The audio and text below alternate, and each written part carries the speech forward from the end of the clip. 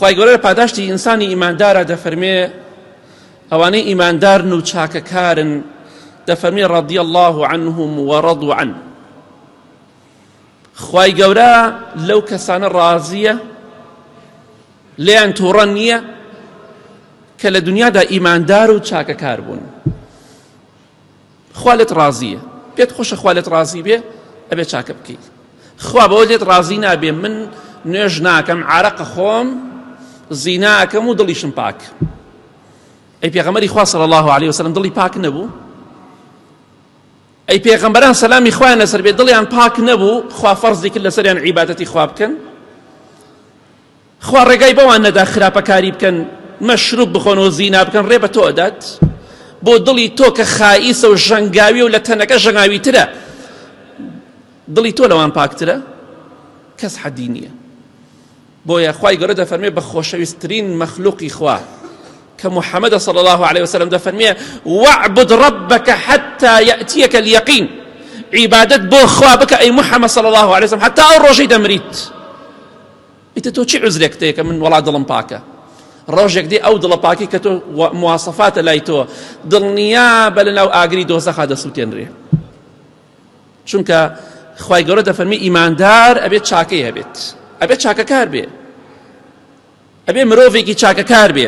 ئەو کاتە خوا لێت ڕازی ئەبێ وەڕەضوا عنه، و ئەوەشی خوا پیان دەبەخشێ ئەوان پێی ڕازین. ئینسان چۆن ڕازی نابێ خوای گەورە بیخاتە بەهەشتەوە؟ تۆ لە دنیادا ئەم هەموو ساڵە ڕەنجە دەی، خۆت ماندوو ئەەکەی، سەر و ڕیش و برۆ سپی ئەبێ، جاری وای ناتوانانی خانوویە بکڕی، ناتوانانی ببیتە خاوەنی خانوویەکی باش. ئەمری بە ئەختیاری و بە پیری بە کرێچێتی ئەمریت، لە کرێچیەی. بەڵام تۆ ئەو ماوەی خۆت، ئەو عمرەی خۆت بەشێکی بۆ خوا سەرف کە، خوای گەورە کۆشک و تەراری ئاڵتون و زیوت پێ دەبەخشێ. لە پاداشتی ئەو ماندووبوونی کە لە دنیادا هاتی بۆ مزگەوت، نوێژت کرد، ڕۆژوت کرد، قورئان دەخوێند، قورئانی پیرۆز زیکری خوات کرد، خێر و چاکە و سەدەقەت کرد، خوای گەورە و میهرەبان لێت ڕازی ئەبێ و ئەوەشی بە تۆی دەبەخشێ ئەوەندەت پێ ئەبەخشێ کە پێ ڕازی بیت. بۆیە کاتە پێغەمبەری خوا دەفەرمێ صلی الله عليه وسلم لە ڕۆژی قیامەتە خوای گەورە بە ئەهلی بەهەشت و بە خەڵکی بەهەشت دەفەرمێ ڕازین ئێوە بەو نیعمەتانە ڕازین؟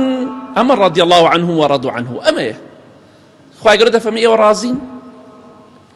دەڵێن ئەی پەروەردگار چۆن ڕازی نابین؟ ئەوەی بە ئێمەت بەخشیوە بە کەست نەبەخشیوە، دەم و چاوی ئێمەت سپی کرد، دەم و چاوی ئەهلی دۆزەخت ڕەش کرد، ئێمەت خستە بەهەشتەوە، لە ئاگری دۆزەخ ئێمەت ڕزگار کرد، ئێمە چۆن ڕازین ئەی پەروەردگار؟ تۆ ناز و نیعمەتی زۆرت بە ئێمە بەخشیوە. خوای گەورە دەفەرمێ ئوحیل عەلەیکم ڕیضوانی فەلا ئەسخەط عەلەیکم بەعدەه ئەبەدا. من ئەمڕۆ لە ئێوە ڕازی دەبم و لەمەولا هەرگیز لێتان تووڕە نابم، قەت لێتان تووڕە نابم. لە ساحەی مەحشەر تووڕە بووم، لەسەر پردی سیرات لە خەڵکی تووڕە بووم، بەڵام ئێستا ئێوە کە لە بەهەشتان قەت لێتان تووڕە نابم، دڵنیا بن لەوە. خوش وعدە خلاف نابێ.